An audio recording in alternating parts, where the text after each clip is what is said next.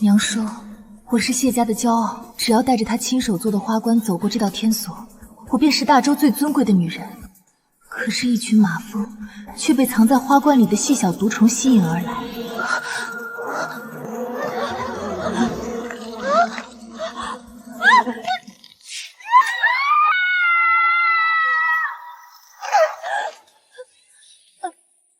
姐姐，这高空的风景，你怕是无福消受了。而养妹却凭借桃花簪引来百蝶，一跃成为宠妃。百蝶引路，稳若惊鸿，封谢家次女谢若瑶为贵人，赐号贤。原来我所有的期许，不过是他们母女二人步入青云的奠基石。若能重来，我定要你们万劫不复。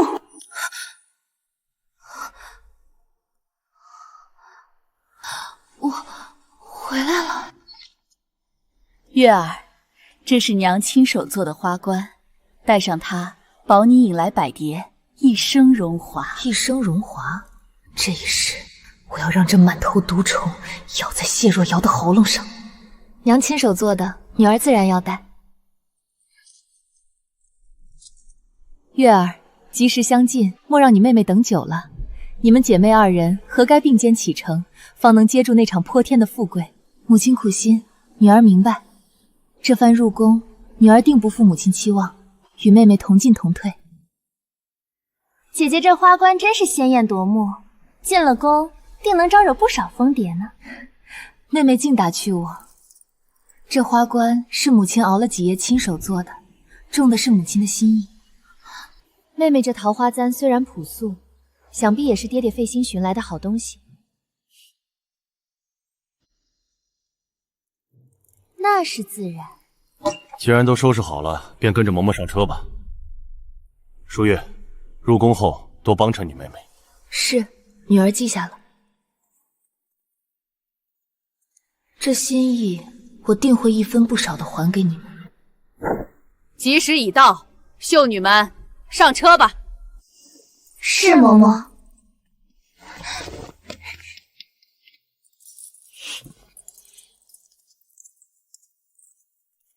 我知道，若我推辞这花冠，爹这碗滚烫的茶便会失手泼向我的脸，娘那尖锐的宝石护甲更会不小心划破了我的脸颊。既然你们打定主意要毁了我的脸，好给谢若瑶腾位子，那这出戏我就顺着你们演。谢若瑶、林氏，接下来的局，咱们见招拆招。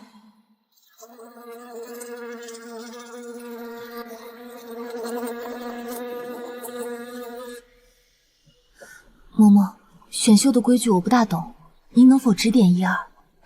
谢大姑娘，老奴在这宫里待了大半辈子，看您是个有造化的，不妨提点您一句。嬷嬷请讲。保和殿后头有一座观音殿，太后娘娘向来信佛，最是看重有礼数、有孝心的姑娘。多谢嬷嬷指点。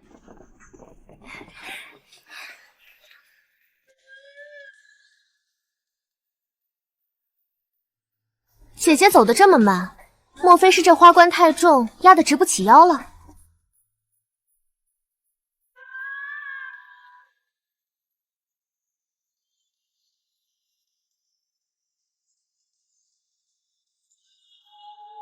观音殿，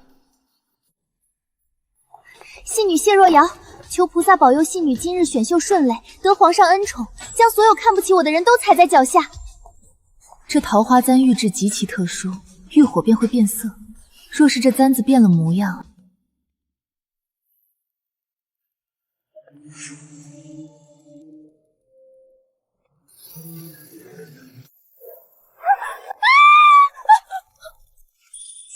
还好还好，簪子没坏。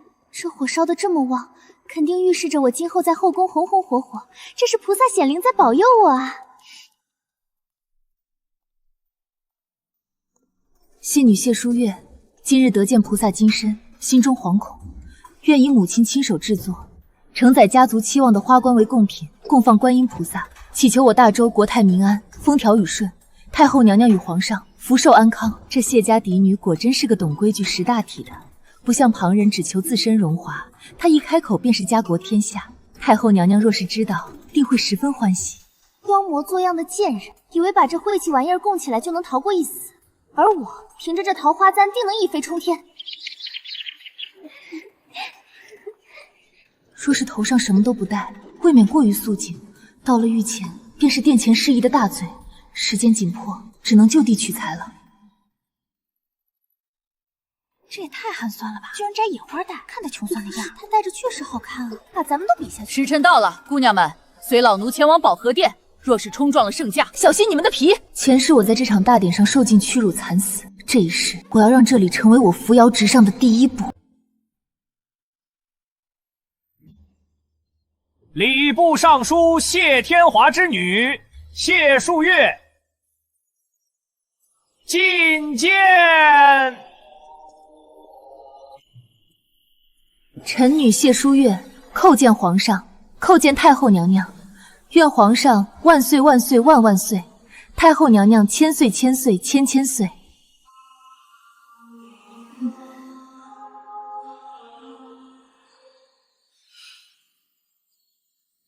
你就是那个在观音殿献花冠的谢家姑娘？回太后娘娘的话，正是臣女。鲜花虽简，却难掩国色，更是难得的一片诚心，雅致漂亮。留牌子，封贵人。臣女谢太后娘娘恩典，谢皇上恩典。谢家祥女谢若瑶觐见。臣女谢若瑶叩见皇上，叩见太后娘娘。下去吧，撂牌子。怎么会这样？太后怎么可能连看都不多看我一眼？不行，我绝对不能被赶出宫。呀，这簪子，你头上的簪子！上前两步，让哀家好好看看。果然，只要太后看到这只簪子，我飞黄腾达的日子就来了。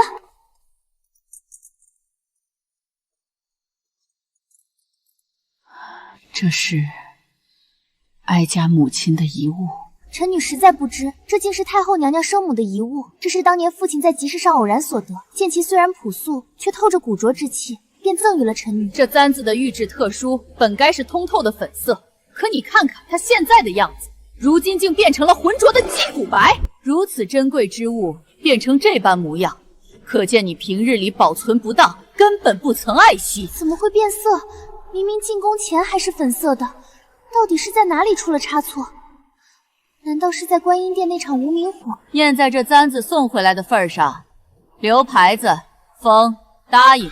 答应？那是后宫中最低贱的位子，我明明献上了至宝，为什么会是这样的结果？我不服！臣女多谢太后、皇上恩典。妹妹走这么急，可是急着回府去向父亲报喜？谢淑月，你现在心里一定很得意吧？我有什么好得意的？我只是在想，妹妹费尽心机得了太后的青眼，怎么最后才得了个答应？你少在这装腔作势！太后既然留了我的牌子，就说明那簪子有用。等我翻身那一天，看你还能笑多久？翻身，那也是以后的事。如今圣旨已下，我是贵人，而你是答应。妹妹，按规矩，你是不是该向本贵人行个大礼？咱们走着瞧。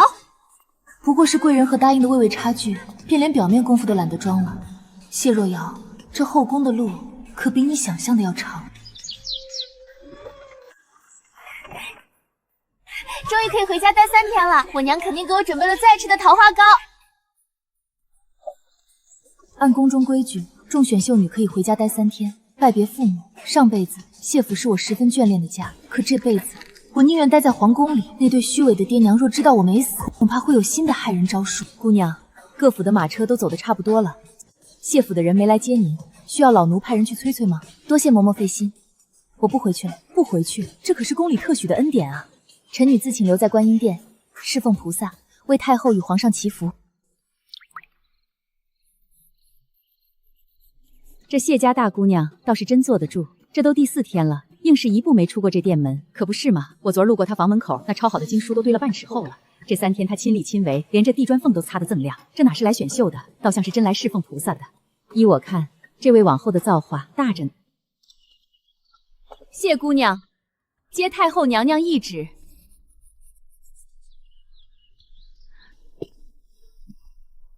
太后娘娘有旨，谢家嫡女谢淑月自请刘公潜心礼佛，贵人超经辛苦，哀家甚慰，特赐封号会，钦此。嫔妾叩谢太后娘娘，娘娘千岁千岁千千岁。主子快请起，太后娘娘看了您抄的经文，直夸您字迹娟秀，心性沉稳呢。能入太后娘娘的眼，是嫔妾几世修来的福分。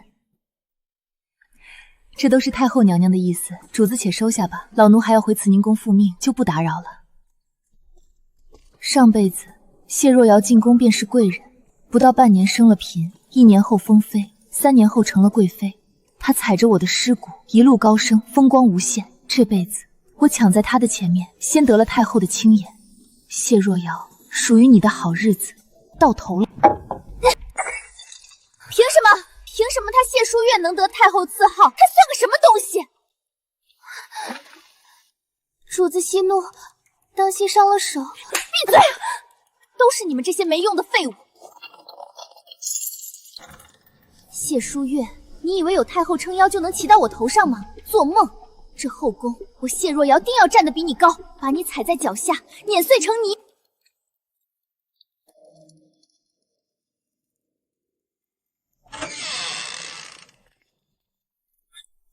贤小主，这么晚了，怎么还亲自跑一趟？李公公，明人不说暗话，我在太后那儿失了先机，若是再不能拔得头筹事情，这后宫里哪里还有我的立足之地？小主放心，令尊谢尚书当年对咱家有恩，这绿头牌的规矩嘛，咱家还是能做点主意的。那就拜托公公了，待我得了圣宠，绝不会忘了公公的恩情。皇上有旨，谢氏次女温婉端庄，即日晋为贵人，赐封号衔。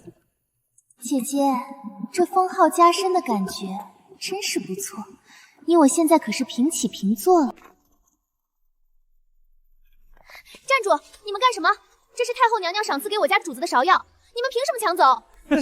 就凭我家主子现在是贤贵人，皇上昨晚宠幸了我们主子，今天就下了进位的旨意。贤主子说了，他宫里正好缺几盆芍药点缀，借惠主子的花用用，怎么了？你们强词夺理，这明明是强抢！滚开！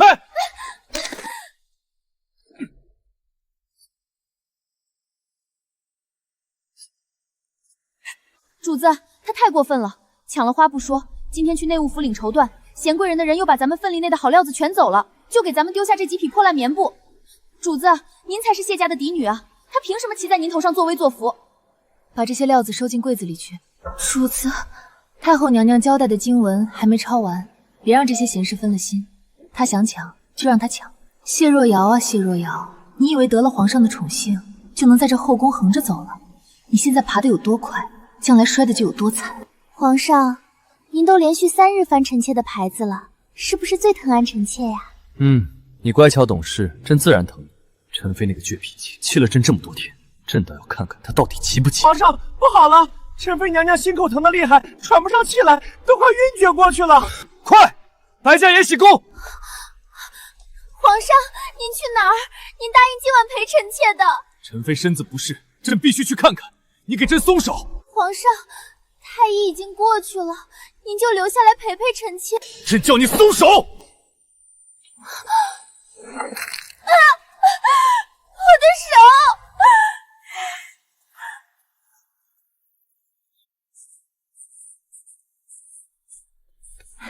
主子，报应来了。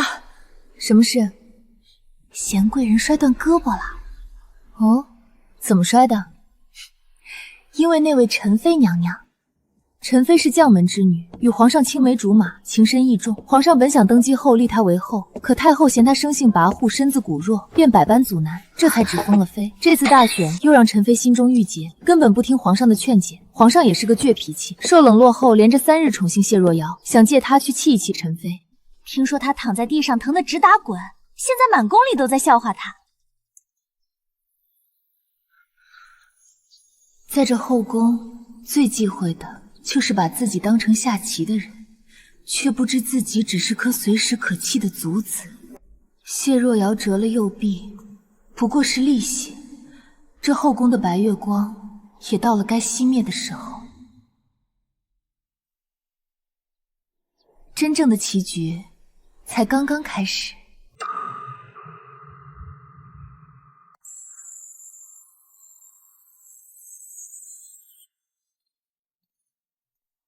惠贵人可算来了，太后正念叨经文呢，您这份心意送的正是时候，有劳姑姑挂心了。太后极少宣妃嫔觐见，今日召见是对贵人的认可，贵人请吧。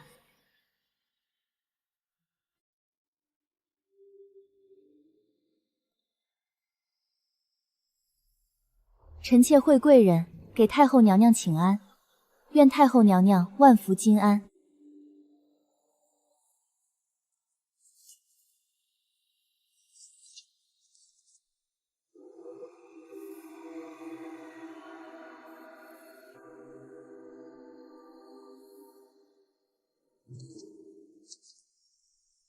起来吧。谢太后娘娘。惠贵人，哀家听说你是这玉京第一美人，不过是旁人谬赞，嫔妾蒲柳之姿，实在不敢当。你倒不必自谦，哀家活了这么大岁数，在这深宫里见过的人多了去了，你这张脸确实当得起第一美人的名头。只是漂亮归漂亮，却不像有些人那样仗着几分姿色就轻浮起来，恃宠生骄，甚至敢给皇上脸色看。你稳重端庄，知礼数，懂进退，哀家的惠字没有给错。太后这番话，明着是在夸我，暗里却是在敲打陈妃。陈妃仗着皇上宠爱，骄矜任性，太后早已对她容忍到了极限。太后需要一把刀，一把能牵制甚至除掉陈妃的刀。太后娘娘谬赞，臣妾身在后宫，唯有手镯，方能不负娘娘教诲。你倒是沉得住气。碧幽带他们都下去吧。是娘娘。惠贵人，哀家问你一句话，你要如实回答。你可知哀家为何要抬举你？臣妾愚钝，愿听娘娘安排，绝无二心。皇上登基3年了，后宫只有陈妃一个高位妃嫔，可她身子骨太弱，3年了也没能怀上一儿半女。皇上又专宠她一个，旁的妃嫔连边都沾不上。没有子嗣是国之根本的大事，哀家不能不管。你是个聪明孩子，今晚哀家会赐一壶温情酒，让皇上去你那里，你好好把握机会。温情酒？太后这是要拿我当生育的工具，去分陈妃的宠？谨遵太后娘娘吩咐。主子，今晚皇上要来，您可不能素着，快试试这件金丝软烟罗。不用，太后让我争宠，我偏不。在后宫，太容易得到的东西，皇上是不会珍惜的。主子，您真的不换衣裳，不梳头？这可是千载难逢的好机会啊！不换。皇上驾到！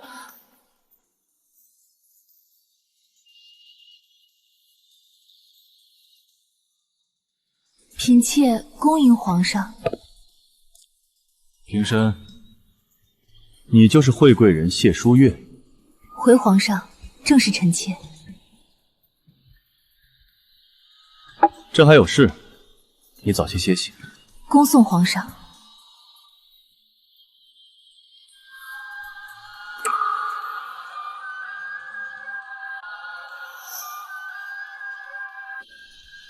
你倒是不闹。皇上日理万机，嫔妾不敢叨扰。嫔妾今日抄了一卷药师经，是为陈妃娘娘祈福的，愿娘娘早日康复。整整一卷经文，没有几个时辰是抄不满的。他竟是为了给陈妃祈福。皇上，今儿要落雨打雷，您还是早些去陈妃娘娘那里吧。太后娘娘那边，嫔妾会说秀水来了，无法侍寝。你不怕太后怪罪？嫔妾不过是说了实话，太后娘娘通情达理，不会怪罪的。皇上会和嫔妾一起保密的，对吧？对。主子，您怎么把皇上往外赶啊？在后宫争的不是一时长短，而是谁能在人心里留下痕迹，让他带着对陈妃的牵挂走，他才会记住我的退让。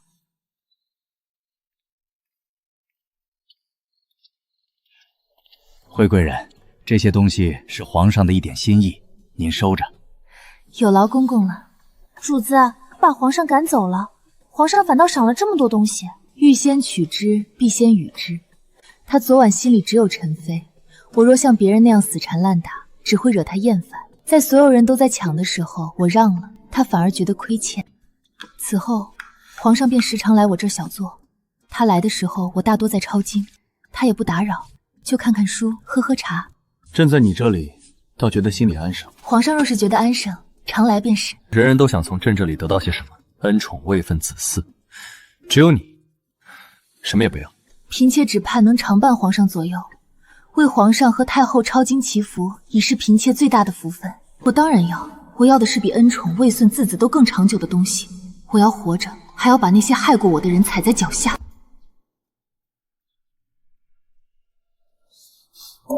皇上说好了来陪本宫用晚膳的，人呢？朕批主子晚了些。批主子，怕是又被哪个狐妹子绊住了脚。嫔妾参见皇上。皇上脸色不佳，可是朝政烦心。还不是陈妃，朕不过是批折子晚了些，她便摔摔打打，连朕最喜爱的白玉针织都摔了。3年了，她的脾气是一点没变，反而越发骄纵。陈妃娘娘是将门之女，性子难免直爽些。娘娘也是因为在意皇上，才会这般患得患失。若是她有你一半懂宋氏就好。懂事，在这深宫里，懂事不过是为了更好的活下去罢了。陈妃的骄纵，迟早会耗尽你对她那点可怜的愧疚和情分。皇上事务繁忙，切莫为了后宫琐事伤了龙体。娘娘那边，皇上过几日再去哄哄便是了。朕不想去，这几日朕就在你这里歇着。嫔妾遵旨。皇上连续几日在我宫中留宿的消息很快传遍了后宫。主子，您看，内务府那帮见风使道的，现在送来的东西都是最好的。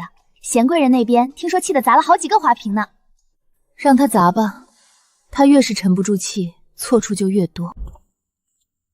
启禀惠贵人，太后娘娘传您去慈宁宫问话。太后，看来是这几日皇上留宿我这儿，引起他的注意了。知道了。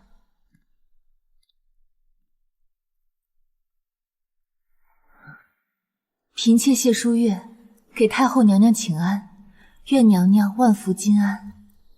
惠贵人这几日伺候皇上，辛苦了。能为皇上和太后分忧，是嫔妾的福分，不敢言苦。哀家听闻，皇上连续3日宿在你那儿，连延禧宫陈妃那边都没去。你可知，这后宫最忌讳的，便是一个专字。老狐狸，当初急着让我分宠的是你，现在怕我做大的也是你。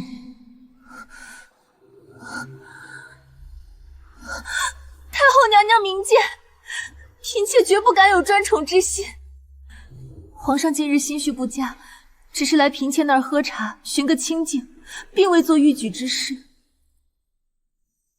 嫔妾每日都劝皇上多去看看陈妃娘娘和其他姐妹，只是皇上他……你是个懂规矩的。哀家要的是这后宫百花齐放，皇子绵延。你若能早日怀上龙翼，哀家绝不会亏待你。嫔妾谨遵太后教诲，定当尽心竭力。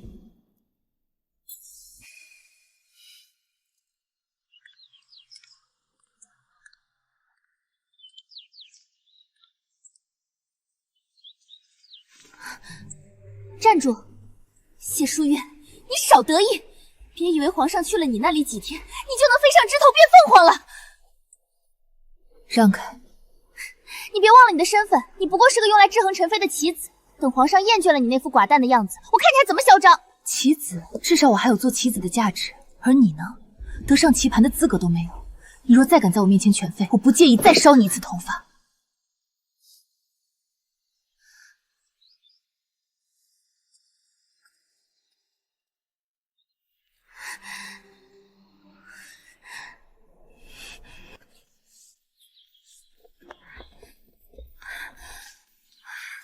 主子，您还有心思在写字呢，出大事了！慌什么？谢若瑶隐忍1个月，也该有动作了。可是贤贵人在御花园跳舞，跳舞便跳舞，有什么稀奇？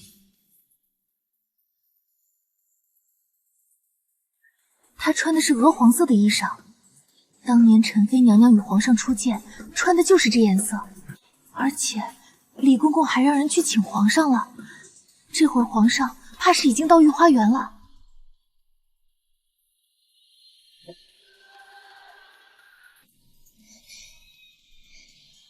谢若瑶，你蛰伏1个月，就憋出这么一个寻死的法子。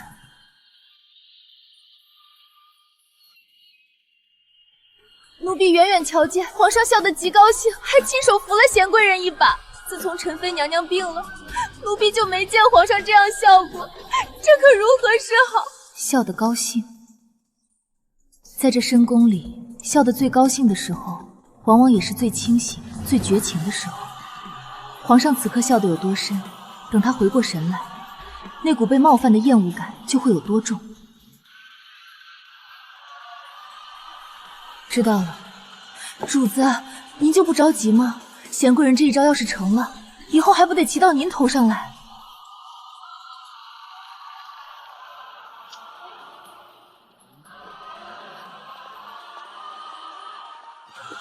急什么？这世上的事，越是刻意，越是留不住。谢若瑶，皇上在透过你看另一个女人的影子。你以为你成了影子就能得到月亮，可你忘了，一旦月亮本尊出现了，你这个影子就只是个惹人嫌的累赘。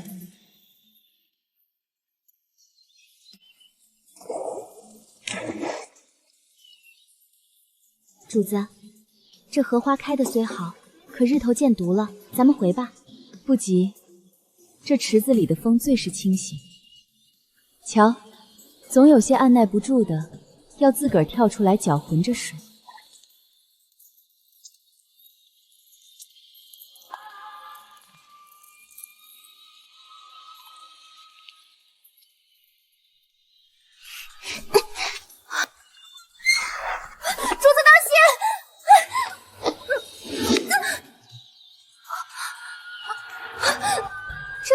姐姐吗？怎么连个路都站不稳？莫不是整日关在屋里抄经，把骨头都给抄酥了？姐姐若真是想修仙，不如直接去观音殿住着。这皇上的恩宠啊，姐姐既然抓不住，就别怪妹妹我当仁不让了。若哪天姐姐在屋里饿极了，尽管差人来我宫里，赏你几盘剥好的玉果消消食。主子，您伤着没？贤贵人现在圣宠正浓，简直无法无天了。奴婢真怕，万一哪天她在皇上面前给咱们下绊子，咱们在这宫里可怎么活啊？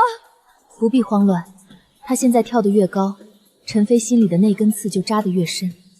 谢若瑶以为模仿陈妃是捷径，却不知她是亲手把自己送到了陈妃的断头台上。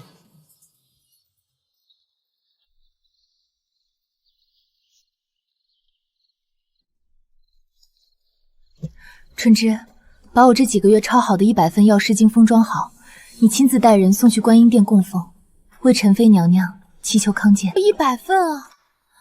主子，这可是您熬了多少个日夜，眼睛都熬红了才写出来的，就这样平白给了延禧宫，奴婢真是不甘心。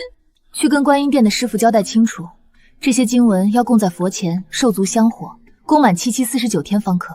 去吧。是，奴婢这就去办。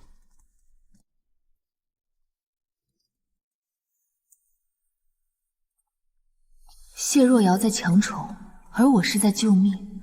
只要陈妃信了我，这后宫的水马上就浑了。主子，延禧宫的大丫鬟过来了。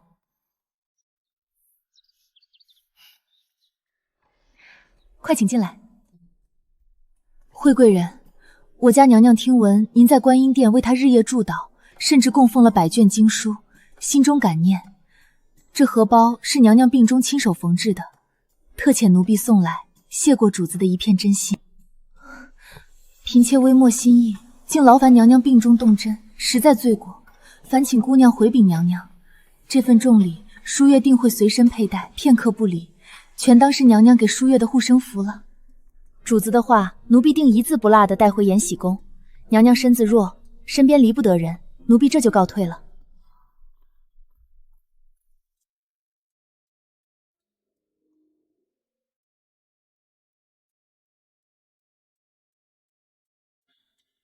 惠贵人，你真是朕的福星。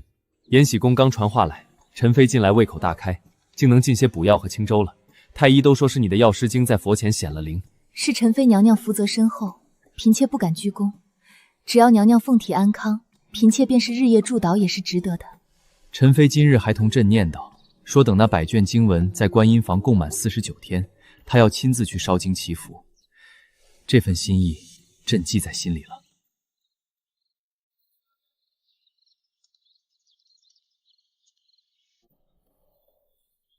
你这般至纯至性，朕断不能亏待。传朕旨意，晋惠贵人为惠嫔，赐居永寿公主殿。嫔妾谢皇上隆恩，定不负皇上厚爱。哈哈哈哈哈！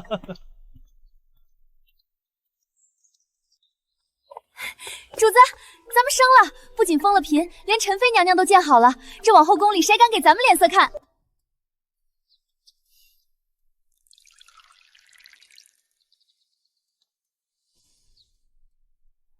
见好了，那是油尽灯枯前的回光返照。主子，您说什么？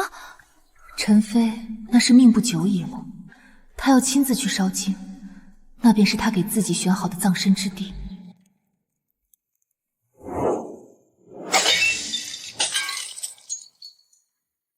惠嫔，她凭什么？我费尽心思复刻陈妃才得的位分，她凭几张破纸就跟我平起平坐？娘娘，家里寄来的私信。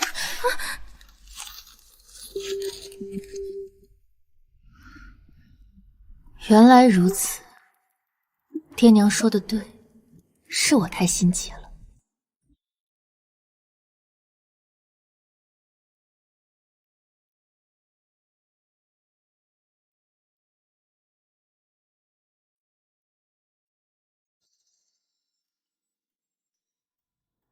中秋佳节，愿母后凤体康健，大前国泰民安。皇帝有心了，今日家宴不必拘礼。哀家看谢家这一对并碧莲，倒真是为这皇宫增色不少。多谢太后夸奖，臣妾特意排演了一支舞，想为太后和皇上助兴。哦，准了。皇上，这舞臣妾看着眼晕，倒不如惠嫔那般安安静静的，让人舒心。爱妃若是嫌闹，歇会儿便是。赏。谢皇上。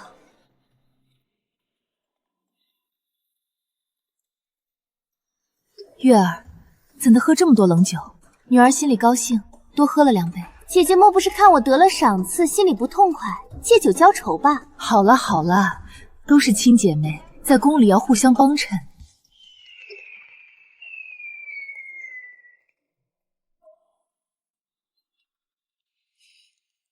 今夜这盘棋也该动一动。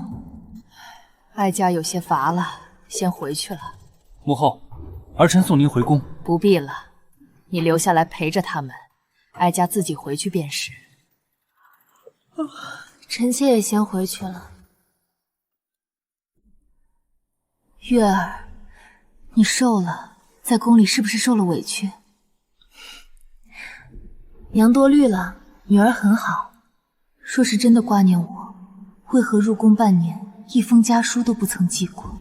月儿，娘有些话想跟你说，咱们出去走走。娘，这里说话也方便，这里人多嘴杂，娘想跟你说几句体己话。月儿，你不会连娘的话都不听了吧？好，娘想去哪里？观音殿吧，那里人少清静。月儿，你入宫这些日子可曾想家？自是想的。记住，你姓谢，家族的荣耀才是最重要的。这深宫之中，唯有血脉亲情才是最可靠的。血脉亲情，在你们眼里，只有谢若瑶才是谢家的指望，而我不过是可以随时丢弃的踏脚石。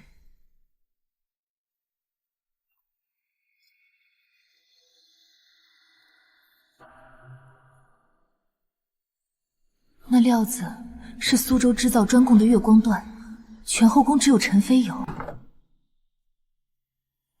谢淑月跪下！娘，这是何意？你为什么没有戴那顶花冠？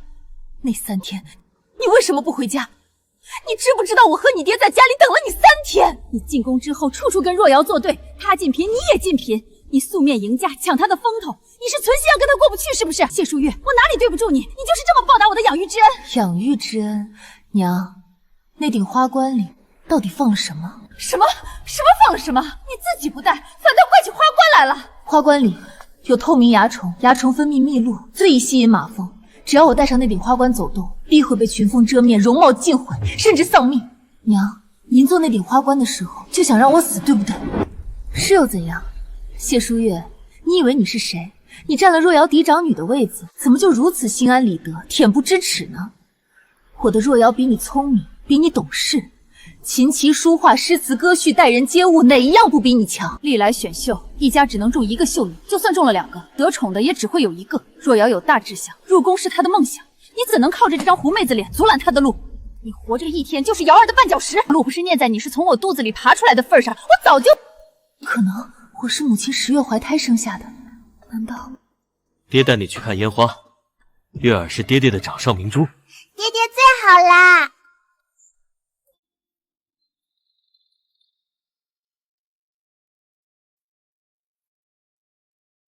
从爹带回谢若瑶那天起，一切都变了。他看我的眼神不再慈爱。爹，他是不是我的亲生父亲？那是阿瑶的爹。二叔顶替了亲爹，他们杀了亲爹，霸占了家产和名分。娘，您还跟他废话什么？今天就是他的死期。娘，打晕他，剥了他的衣裳，然后我去叫人。等各宫妃嫔都来了，看到一个衣衫不整的惠嫔躺在观音殿里，您说太后和皇上会怎么想？私通侍卫、秽乱宫籍，这个罪名够他死100回了。瑶儿，这会不会太……娘，你还犹豫什么？他已经起了疑心，今天不除掉他，以后就再也没机会了。您忘了爹心里怎么说的？他现在是惠嫔，跟女儿平起平坐，太后还偏着他，再拖下去，女儿这辈子都别想越过他。还有爹，他知道了真相会害死爹的。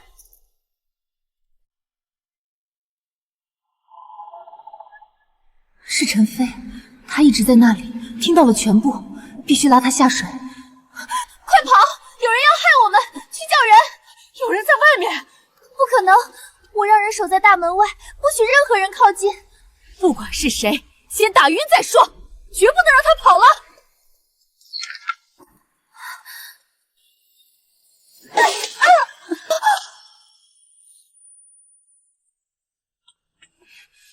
去死吧！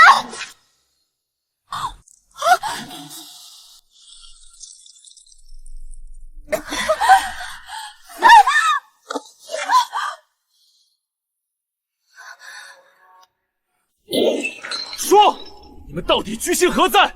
竟敢在宫中行刺妃嫔！皇上，臣妇冤枉啊！臣妇和贤嫔娘娘只是想去观音殿上香的。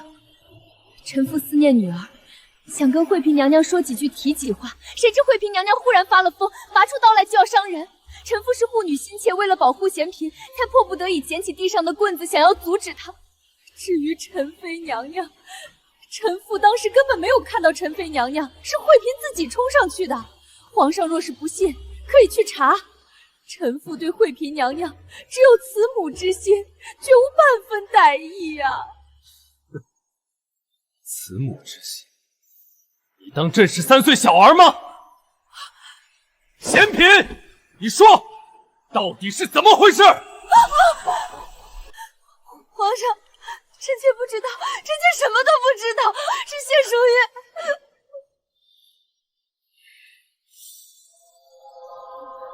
是他。是他什么？是他先动的手。嫔妾和娘只是想去上香，谢淑月忽然就拔了刀。谢灵是谢若瑶，本是血脉至亲，如今竟互为利刃，这般湮灭天良的蛇蝎门风，朕今日真是领教了。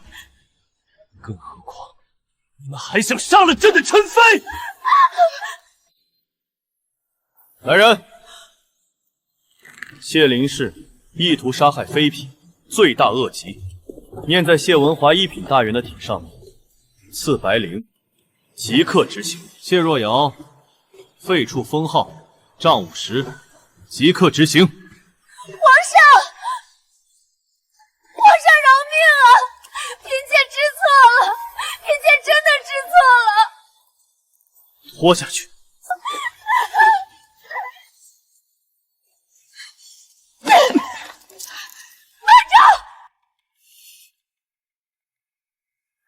太后娘娘，您难道忘了那只桃花簪吗？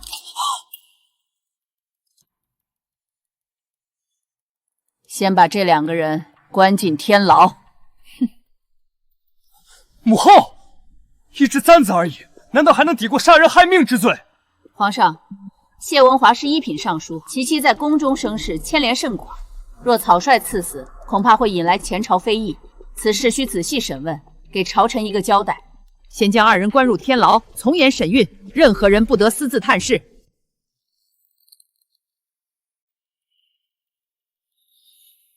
儿臣遵旨。还不把这2个毒妇给朕拖下去！谢太后娘娘看，谢太后娘娘。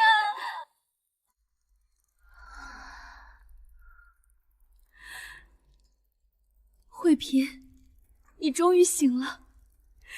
你若是真有什么3长2短，本宫这辈子都无法安心。娘娘没事就好，嫔妾皮糙肉厚，死不了的。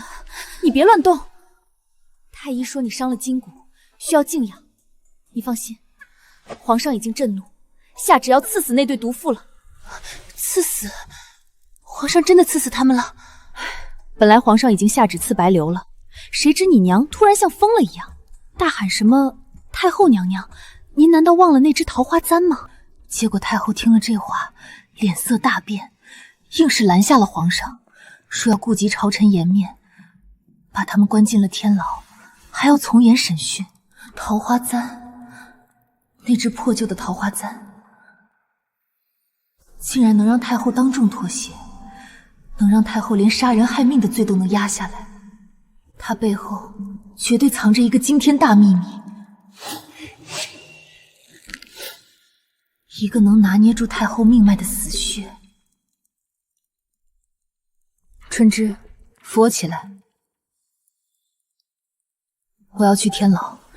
慧嫔，你要干什么？你伤成这样，不要命了吗？娘娘，嫔妾必须要去一趟天牢，嫔妾要赶在任何人之前撬开谢若瑶的嘴。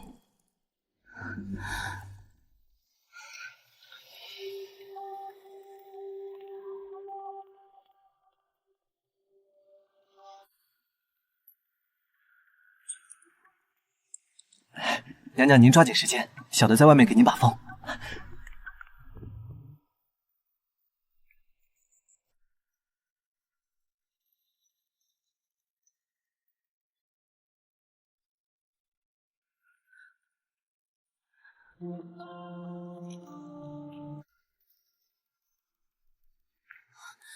是你，谢淑月，你这个贱人！你是来看我笑话的，对不对？你滚！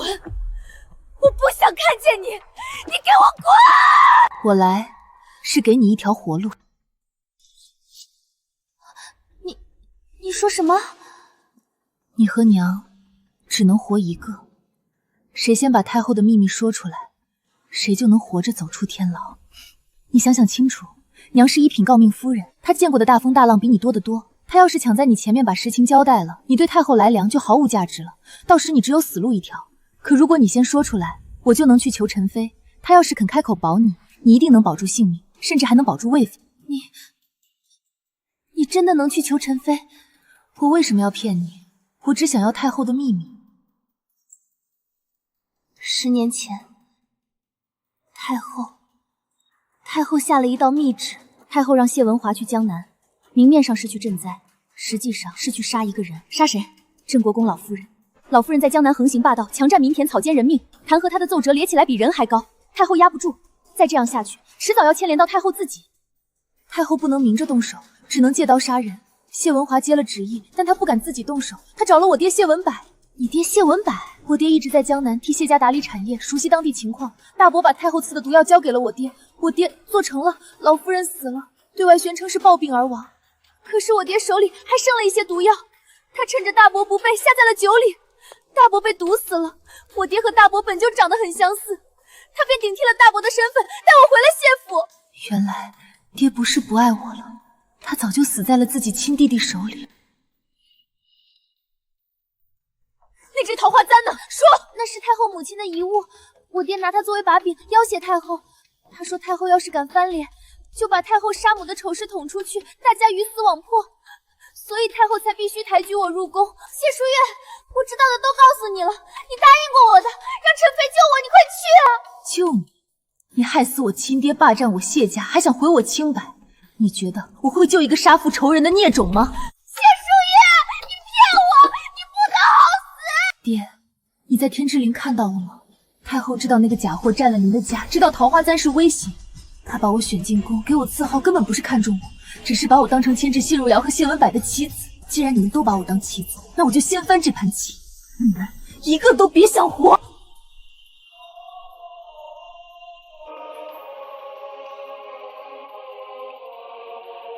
天牢里那场叙旧，泰国果然全知道了。他怕桃花簪的丑事外泄，更是在试探我。惠嫔娘娘，太后娘娘说，谢家的这桩旧事因您而起，也该由您亲手画上句号，如此方能全了您身为谢氏嫡女的体面。劳烦姑姑回禀太后，谢家门风不正，淑月定会为太后清扫干净。这酒我送。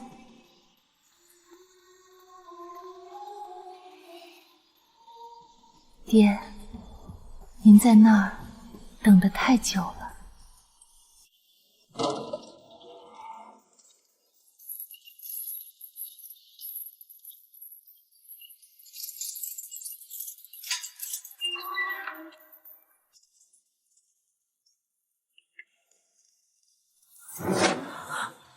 太后赐酒。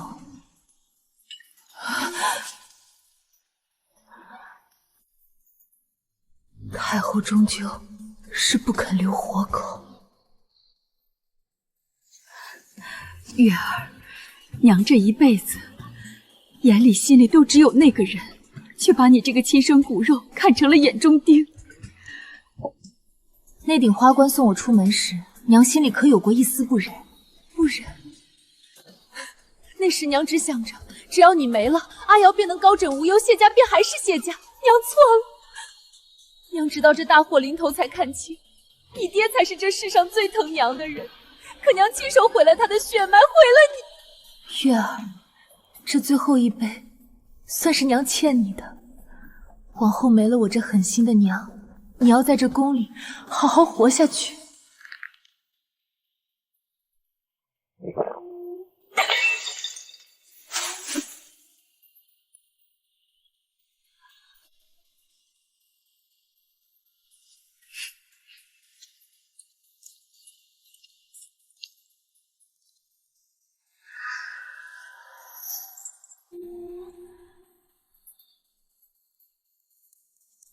轮到你了。我不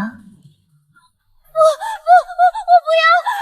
你说过会救我的，你不能说话不算话。我骗你的。谢淑月，你这个贱人，你骗我！我要杀了你！我做鬼也不会放过你！放开我！我要杀了他！我要杀了他！你自己喝，还是我帮你？我不喝！你们放开我！我是皇上的妃子，你们不能杀我！张嘴！够了！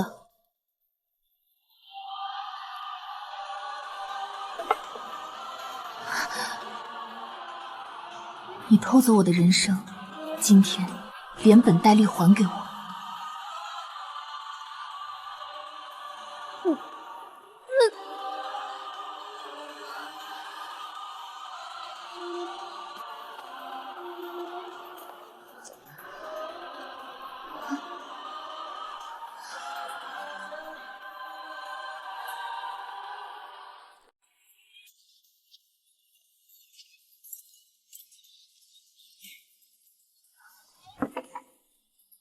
太后赐酒，我不愿与杀父仇人多费口舌。太后倒是心狠，手脚真够快的。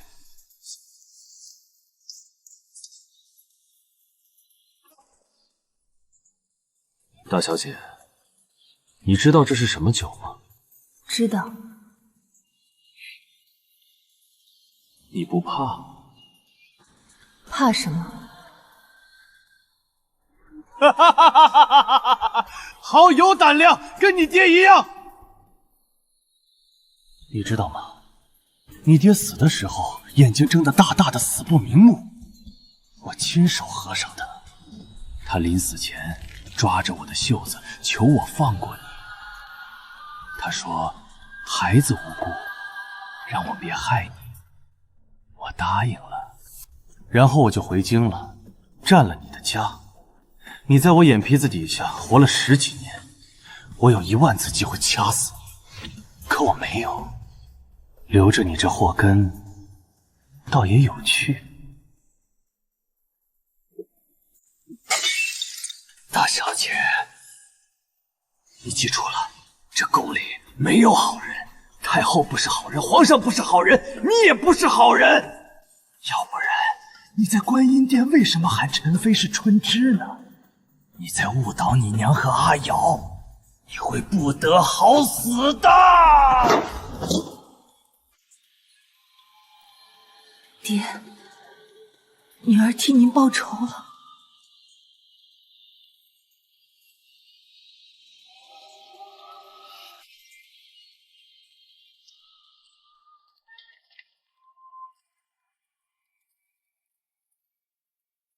杀人灭口，太后这是连1个晚上的时间都不愿多等了。惠嫔娘娘，里头那3位都上路了。劳姑姑费心，都办妥了。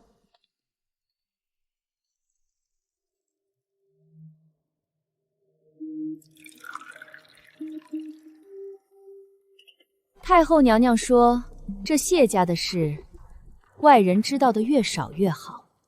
这最后一杯，娘娘请吧。姑姑，您说，若是这杯酒灌下去，1尸2命。什么？皇上那儿，您怎么交代？这本是给太后娘娘的惊喜。姑姑，您确定现在就要了我的命？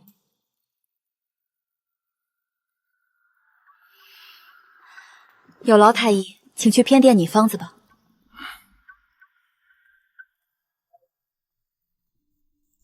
奴婢万死，先前是奴婢糊涂。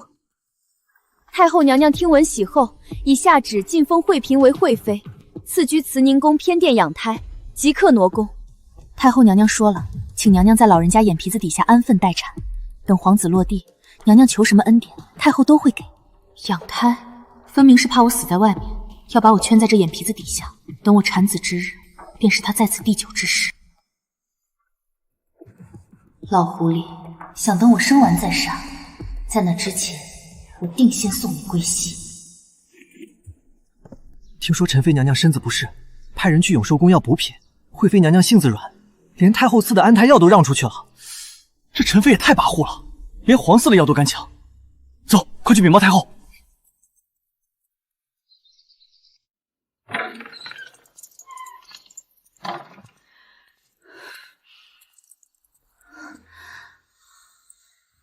臣妾给太后娘娘请安。太后今日怎么有空来永坑宫？好你个陈妃，你眼里还有没有规矩？惠妃怀着皇嗣，哀家赏她的安胎药，你也敢半路劫走？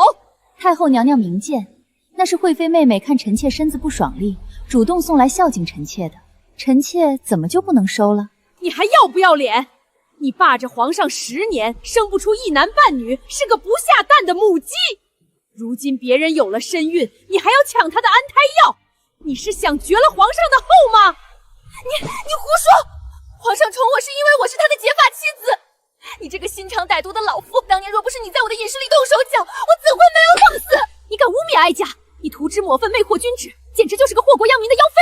哀哀家今日就要替列祖列种教训你！你，皇上不会放过你的！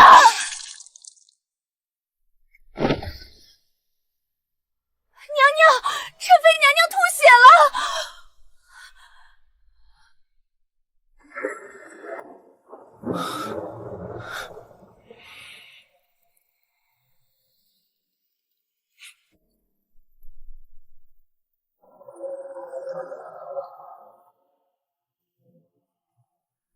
皇上，陈妃她节哀顺变。母后，您昨天来永康宫跟她说了什么？哀家只是说了她几句，她涂脂抹粉的，哀家让她注意身子。你说了她几句？母后，她身子什么样您不知道。太医说她不能受刺激，您为什么要说她？皇上，哀家只是什么？只是觉得她不懂事，只是觉得她霸着朕不放。母后，她跟了朕10年，她为朕受了多少苦，您不知道吗？皇上，哀家没有恶意，哀家是为了大周的子嗣。母后，您什么时候对她有过善意？选秀的时候，您非要让朕选秀，说她没有子嗣，说她不配做皇后。现在她死了，你满意了？皇上，你这是在怪哀家。来人，李煜。奴才在。传朕旨意，陈妃沈氏，温惠秉心，疏尽迟恭，追封为孝贤皇后。辍朝3日，以皇后之礼下葬。皇上，皇后之位需要哀家和内阁商议，你怎可如此草率？朕的皇后，朕说了算。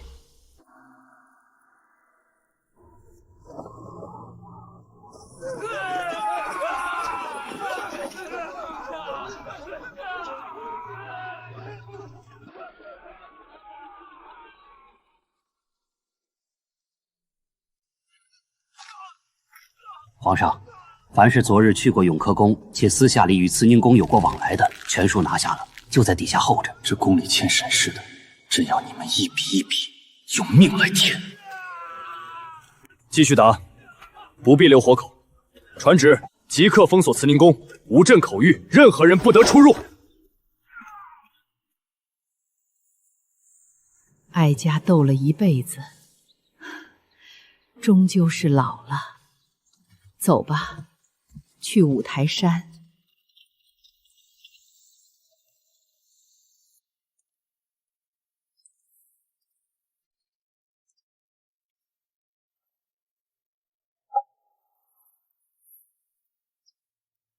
皇上，嫔妾有一事相求。你怀着身孕，不必多礼。什么事？孝贤皇后无子，100年之后恐怕无人供奉香火。嫔妾愿意把腹中这个孩子过继给皇后，将来也好有人给她烧纸上香，不让她在地下孤单。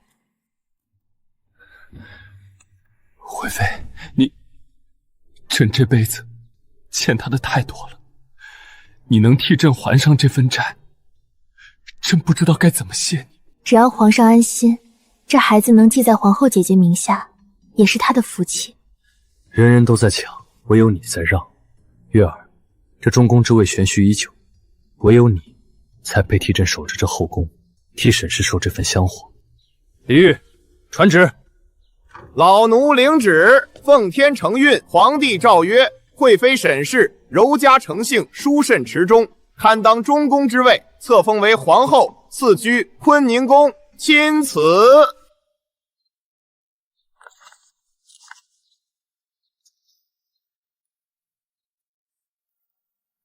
娘娘，您看这个，一个是孝贤皇后当年送您的，一个是您自己缝的。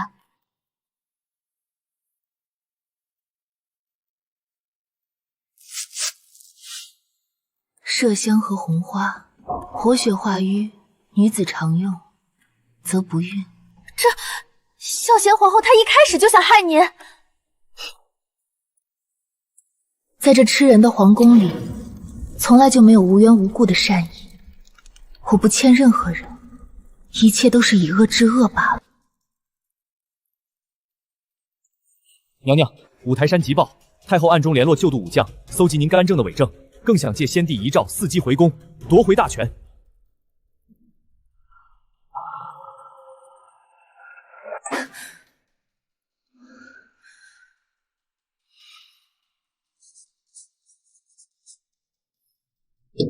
连夜赶去五台山，制造疾病暴毙之象，做干净点。属下明白，绝不留后患。太后，您的时代终结了，黄泉路上，您就好好和谢家那些死鬼叙旧吧。皇上，五台山800里加急丧报。你说什么？太后娘娘在五台山礼佛时突发疾病，连太医都没来得及赶到，就已经圆寂离世了。母后，怎么会这么突然？前几日不是还传信说身体硬朗吗？皇上节哀啊！太后娘娘一生为大周操劳，积劳成疾，定是菩萨见她受苦，将她早早接去了极乐世界。罢了，母后这些年也确实累了。传朕旨意，太后不幸仙逝，举国哀悼，以最高太后之礼将其迎回京城风光大葬。至于其他细节，就不必多过问了，让太医院封存办案即可。奴才遵旨。不过问，皇上心里比谁都清楚，太后的死对他而言是除掉了一个最大的枷锁。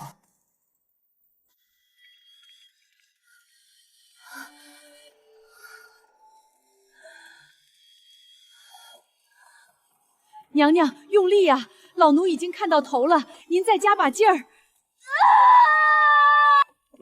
太医呢？不管用什么，一定要给朕保住皇后和皇子。若有差池，朕要整个太医院陪葬。皇上息怒，太医们都在里面候着呢。娘娘吉人自有天相。恭喜皇后娘娘是个健康的小皇子。我的孩子，这是我在这深宫中最坚不可摧的筹码，也是我历经2世地狱复仇成功的证明。奉天承运，皇帝诏曰：皇后歇氏温婉淑德，但与皇长子有功，深为朕心。今册封皇长子为太子，大赦天下，普天同庆，钦此。皇上万岁万岁万万岁！月儿，你看这大好江山，这壮丽宫殿，以后就是咱们孩儿的了。是啊，皇上，这大周的江山定会在咱们手里千秋万代。这江山，这后宫，从此以后由我们母子牢牢掌控。